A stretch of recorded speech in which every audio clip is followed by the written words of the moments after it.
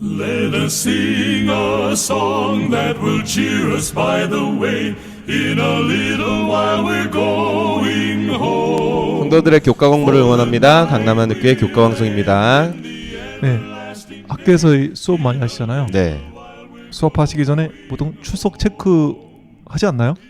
뭐 슬픈 소식이지만 요새는 출석 체크 잘 안 합니다. 그만큼 정말. 이제 한눈에 봐도 다 알 만큼 숫자가 많이 줄어들었다는 소리네요. 그렇군요. 예전엔 많이 했죠. 네. 출석 부르는 게 일상이었어. 네, 정말 출석을 안 부르다니까 출석 불렀던 예전의 향수가 네. 더 살아납니다.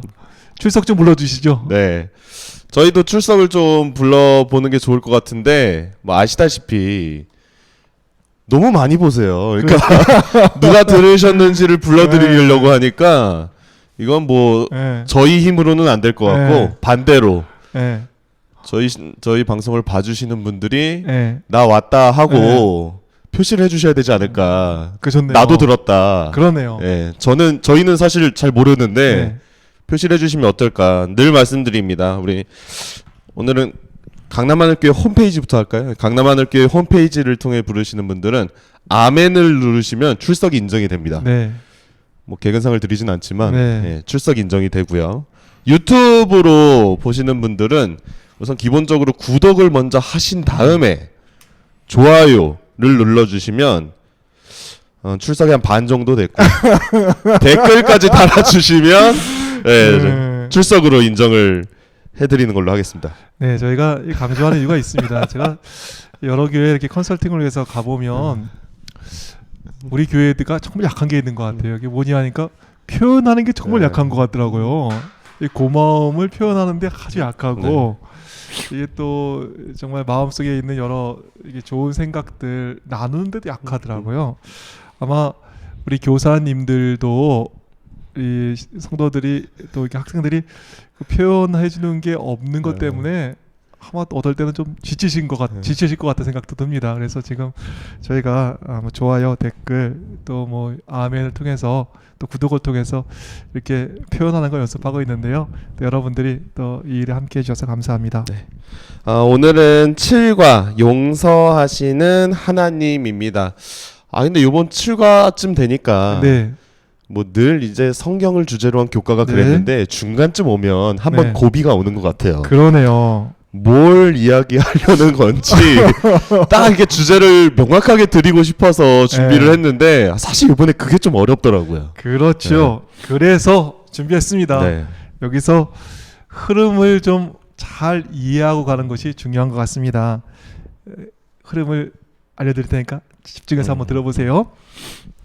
느헤미야는 무너진 성곽을 다시 재건하게 됩니다.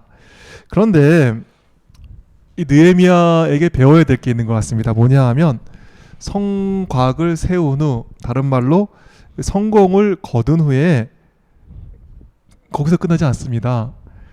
성공 이유를 잘 대처함으로 더 큰 승리, 더 큰 성공을 거두게 되는 것이지요. 그래서 지난주에 살핀 대로 성벽 재건 후에 느헤미야는 말씀으로 돌아갔습니다. 그래서 말씀과 함께 기쁨을 회복하는 일을 회복했음을 저희가 말씀 가운데 살펴보았습니다. 그리고 오늘 배울 건데요. 말씀을 이렇게 살피다 보니까 뭘 보게 됐을까요? 말씀 가운데서 그들의 죄를 보게 되었습니다. 그래서 느헤미야 9장, 오늘 살필 장인데요. 죄를 회개하는 일을 하게 되는 것입니다.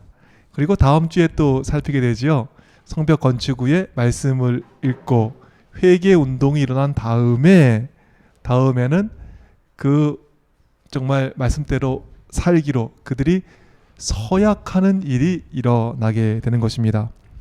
축복을 받은 후에 또 성공하고 난 다음에 그것을 엄한 데다 소진하지 않고 말씀으로 돌아가서 이렇게 잘 사용하니까 그 후에 더 큰 축복과 더 큰 부흥을 맛보는 것을 보게 되는 것입니다. 네. 그런 의미에서 이게 축복을 받는 것도 중요하지만 축복을 잘 사용하는 네. 것, 또 성공을 잇는 것도 중요하지만 또 얻은 성공을 또 정말 잘 나누는 것은 또 잘 선용하는 것은 정말 중요하다. 이런 생각을 갖게 되는 것이지요. 지난주 교과를 하면서 참 인상적으로 기억에 남았었는데 그 수문 앞 광장에 네. 모여서 그렇죠.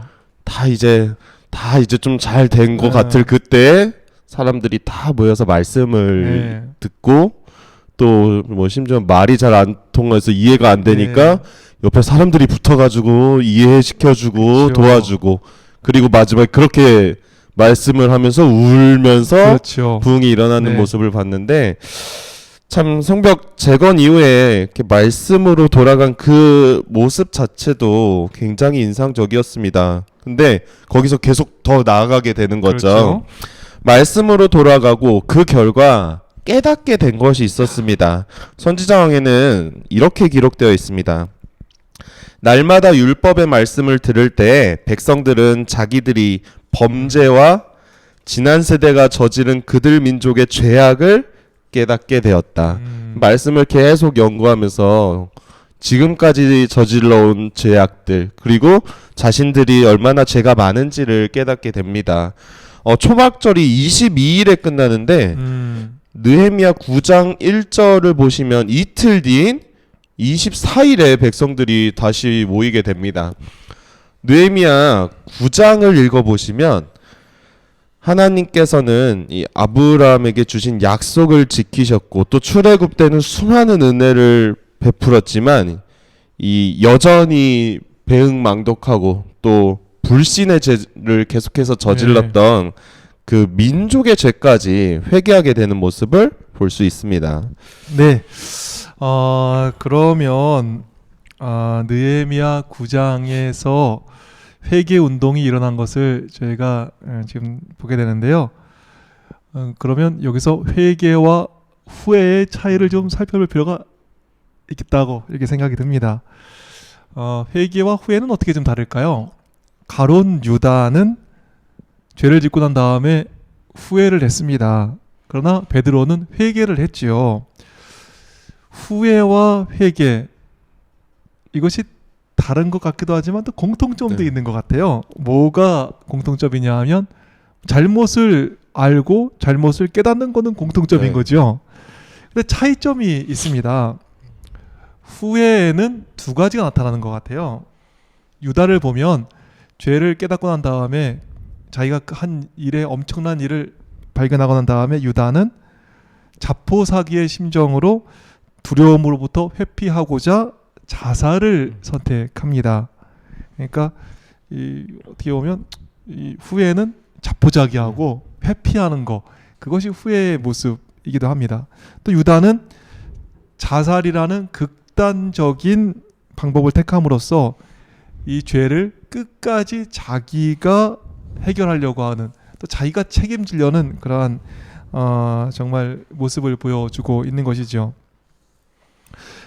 죄를 회피하고 자기 힘으로 해결하려고 하는 것 그것이 후회인 것입니다. 그럼 회개한 베드로는 어떻게 했나요? 죄의 문제에서 회피하지 않았습니다. 죄의 문제를 부여잡고 어떻게 했냐 하면 그 죄를 자기가 처리할 수 없음을 인정하고 예수님께 매달리게 된 것이지요. 즉 회개는 죄를 내가 처리할 수 없습니다. 하나님 도와주세요 라고 그리스도께로 방향을 바꾸는 것 이것이 바로 회개가 되겠습니다. 다시 한번요. 회개가 뭐라고요? 죄 문제 내가 처리할 수 없습니다. 도와주세요 하고 그리스도께 매달리는 것이 회개입니다. 회개하기 위해서 모인 느헤미야 9장의 백성들을 보십시오. 죄를 고백합니다. 그런데 죄의 고백에서 끝나지 않습니다. 죄를 아는 것으로 끝나지 않고 이렇게 그들은 이야기하고 있습니다. 16절부터 보시죠. 느헤미야 9장 16절.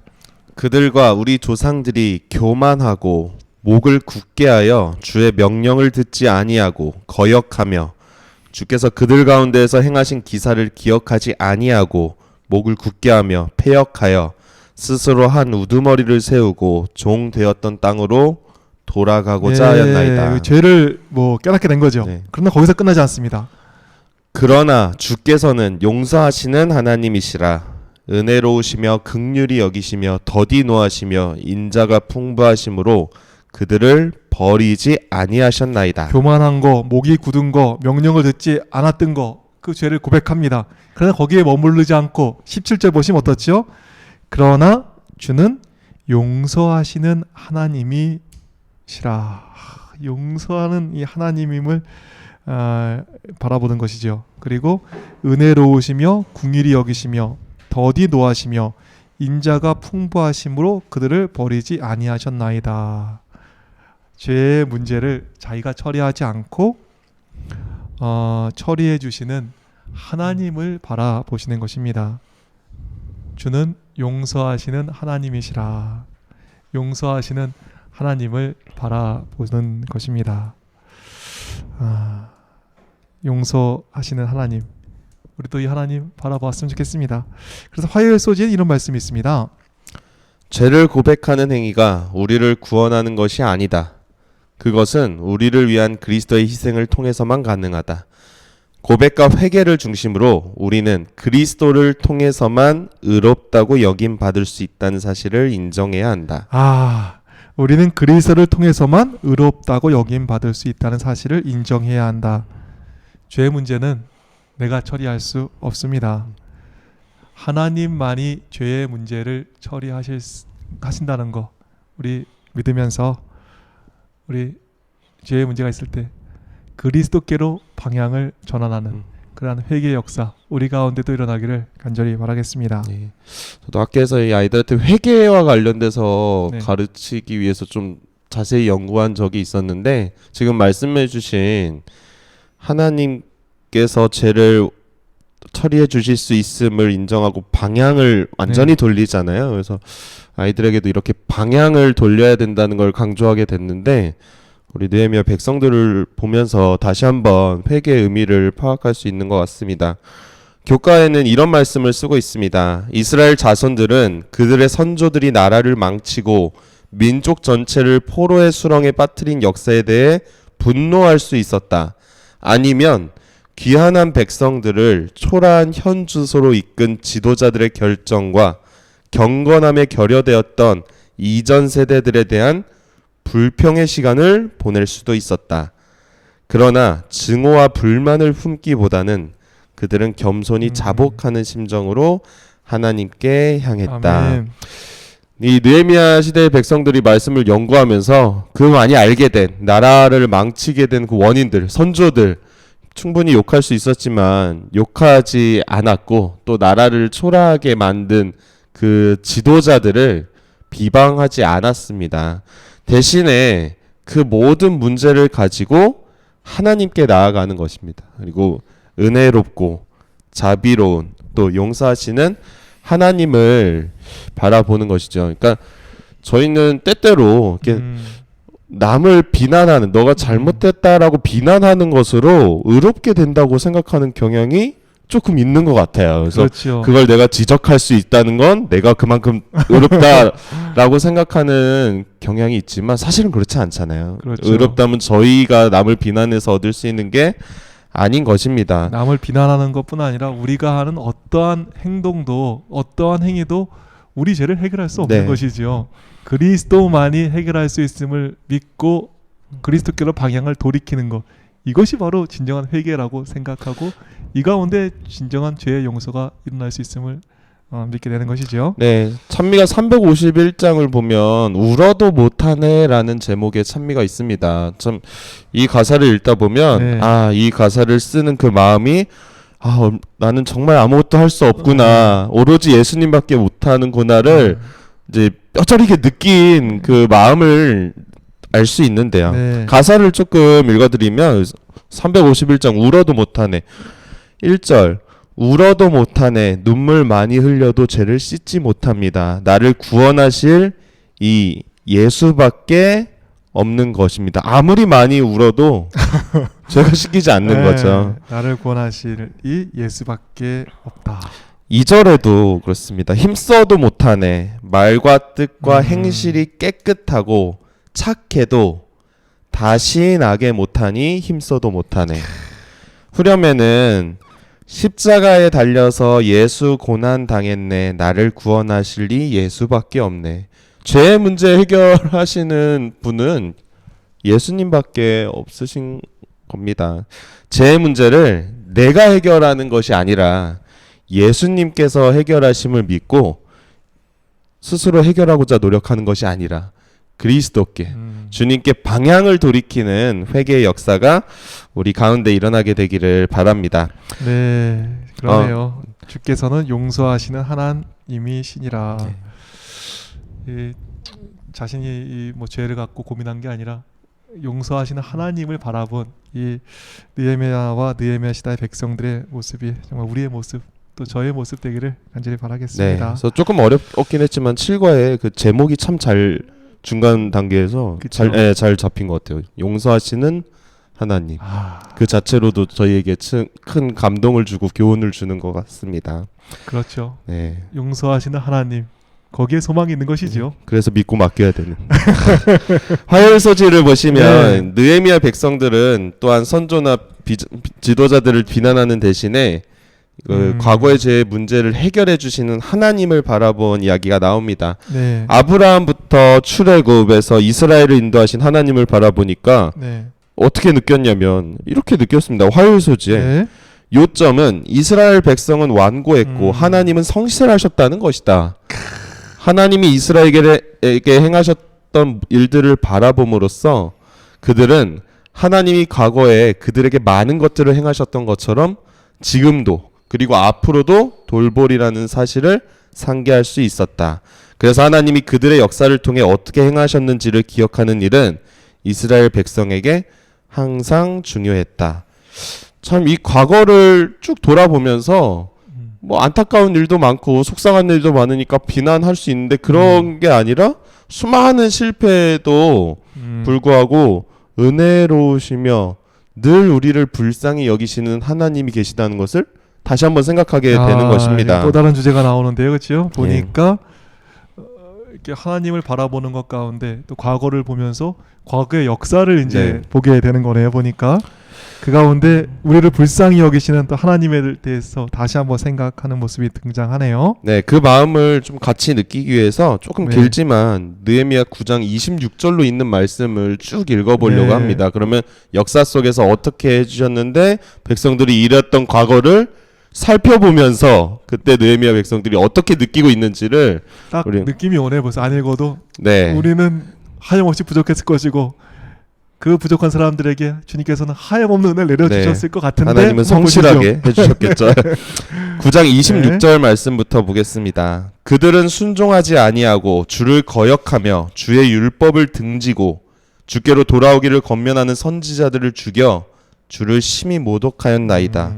그러므로 주께서 그들을 대적의 손에 넘기사 그들이 공고를 당하게 하시매 그들이 환난을 당하여 주께 부르짖을 때 주께서 하늘에서 들으시고 주의 크신 긍휼로 그들에게 구원자들을 주어 그들을 대적의 손에서 구원하셨거늘 그들이 평강을 얻은 후에 다시 주 앞에서 악을 행함으로 주께서 그들을 원수들의 손에 버려두사 원수들에게 지배를 당하게 하시다가 그들이 돌이켜 주께 부르짖음에 주께서 하늘에서 들으시고 여러 번 주의 긍휼로 건져내시고 다시 주의 율법을 복종하게 하시려고 그들에게 경계하셨으나 그들이 교만하여 사람이 준행하면 그 가운데에서 삶을 얻는 주의 계명을 듣지 아니하며 주의 규례를 범하여 고집하는 어깨를 내밀며 목을 굳게 하여 듣지 아니하였나이다.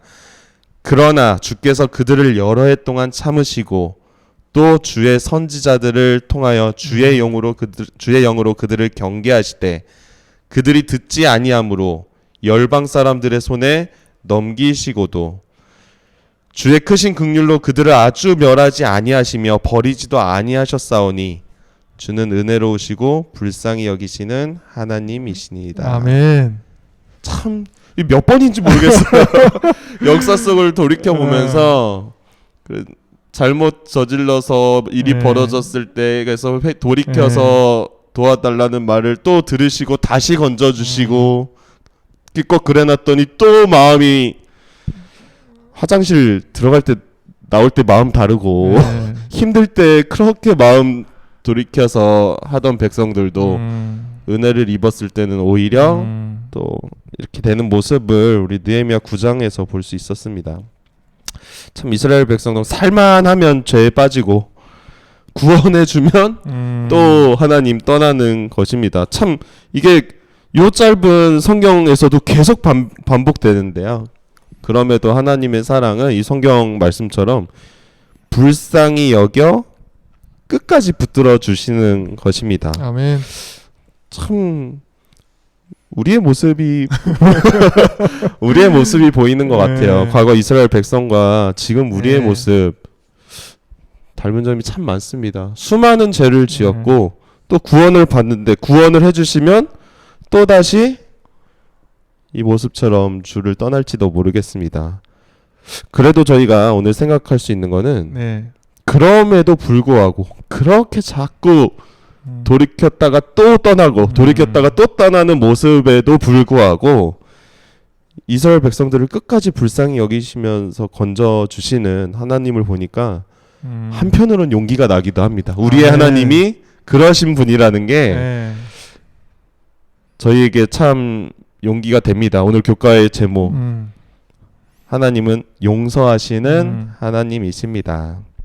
우리에게 반복되는 실패가 있었고 또 구원 받았지만 구원을 받아놓고는 또 언제 다시 주를 떠날지 모르는 그런 상황입니다.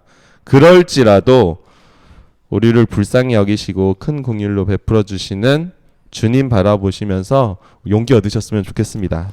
네, 수요일 소지에는 또 다른 주제가 나오는데요. 축복 이유를 잘 살지 못하는 그러한 일이 나옵니다. 지금 뭐 조금 하나님께서 은혜 주셔서 살만하면 잘못되고 네. 또 잘못되고 아 이거 하지 말아야 된다 이렇게 네. 얘기하고 있습니다. 하나님께서 우리를 구원해 주시지만 이런 삶을 계속 살면 안 되잖아요. 그래서 우리 느헤미야 9장 25, 26 한번 보시죠.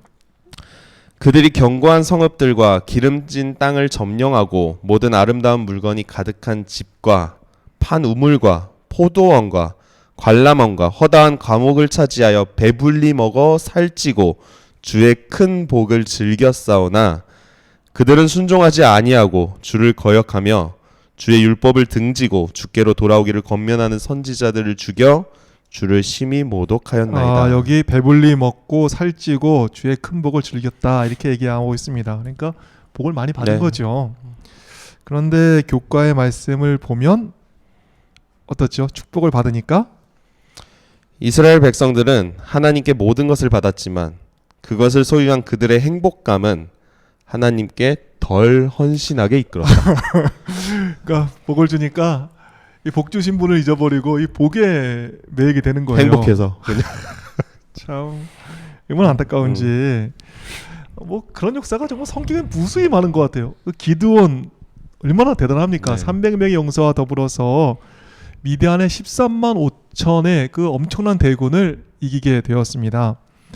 그런데 큰 승리를 거둔 다음에 어떻게 되었을까요? 기드온이 사사기 8장 29절부터 있는 말씀을 보시면 이렇습니다. 요아스의 아들 여룻바알이 돌아가서 자기 집에 거하였는데 기드온이 아내가 많음으로 몸에서 낳은 아들이 70인이었고 세겜에 있는 첩도 아들을 낳았으므로 그 이름을 아비멜렉이라 했더라.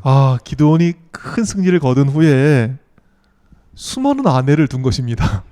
여기 보니까 아들이 70명이라 그래요. 한 아내가 아이를 한 3명 낳는다 치면 20명을 둔 거예요. 거기에 이게 뭐 남자만 날 일이 없잖아요. 아들만 70명이니까 반은 여성일 텐데 그럼 도대체 뭐 몇 명을 낳은 거지? 이 아내를 몇 명을 둔 건지 모르겠어요. 오직 많았으면 기드온이 아내가 많음으로 이렇게 성경을 기록하냔 말이에요. 그러면 이렇게 허랑방탕하게 그 축복을 소진한 기드온은 어떻게 되었을까요? 우리 사사기 9장에 보면 이런 말씀이 있습니다. 세겜에 있던 첩의 아들 아비멜렉이 기드온의 70명 아들 중 극적으로 도말한 말제 요담을 제외하고 전부 죽인 일이 나오게 되는 것이죠. 그리고 그 아비멜렉이 왕이 된 것입니다. 받은 바 축복을 엄하게 소진하니까 기드온 한 아들 요담을 빼고는 다 아들이 네. 죽게 된 거예요. 그것도 자기 아들이 아들을 죽이는 너무나 안타까운 일을 겪은 것입니다. 우리가 정말 선물에 취해서 선물을 주신 분을 잊고 지내는 것은 아닌지 한번 돌아볼 필요가 있다고 생각합니다. 예전에 그 순교자지요, 주기철 목사님이 그랬다고 해요. 나는 때때로 예수님이 없는 천국보다는 예수님이 계신 지옥에 가고 싶다. 그러니까 주기철 목사는 뭐라고 얘기해요? 예수님이 저 하늘에 안 계시면 난 거기 별로 가고 싶은 마음이 없어. 예수님이 지옥에 계시다면 나는 거길 갈 거야. 이렇게 얘기를 하는 거예요. 우리가 하늘나라가 우리의 소망입니다. 그런데 거기가 왜 소망이 돼야 될까요?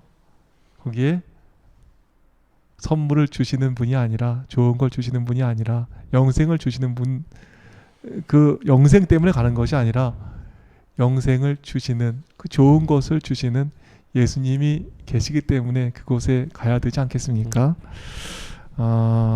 정말 소망합니다.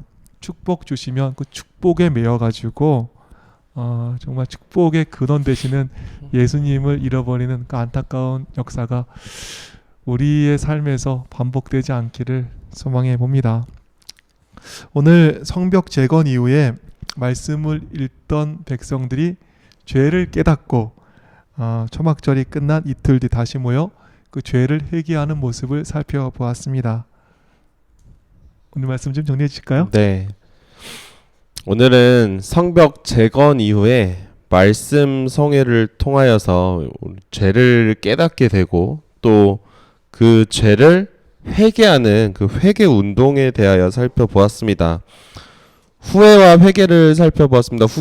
후회는 죄를 회피하던지 아니면 죄 문제를 후회하면서 자기가 자기 힘으로 해결하려고 합니다.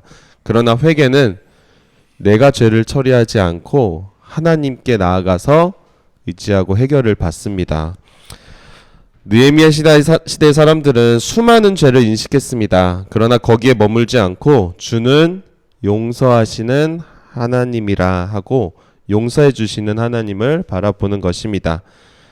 회개는 죄의 처림을 내가 하는 것이 아니라 하나님께서 하심을 인정하고 방향을 튼다는 것 기억하시면서 회개의 역사가 우리 가운데도 일어나길 바랍니다. 아멘. 두 번째, 과거를 돌아볼 때 이스라엘은 참 너무도 큰 죄를 자주 또 많이 지었습니다. 살려주면 배반하고 구원하면 또 딴 길을 가고.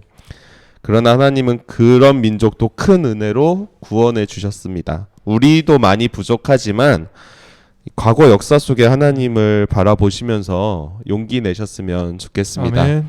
마지막으로 예전 이스라엘 백성들은 선물에 취해서 선물 주신 분을 잊어버렸습니다. 이 몇 가지 축복이 아니라 그 복의 근원인 하나님과 연결되는 더 복된 인생이 되시기를 바랍니다. 그럴 때 우리가 더 권위 있게 또 더 훌륭한 인생을 살 수 있지 않을까 생각합니다.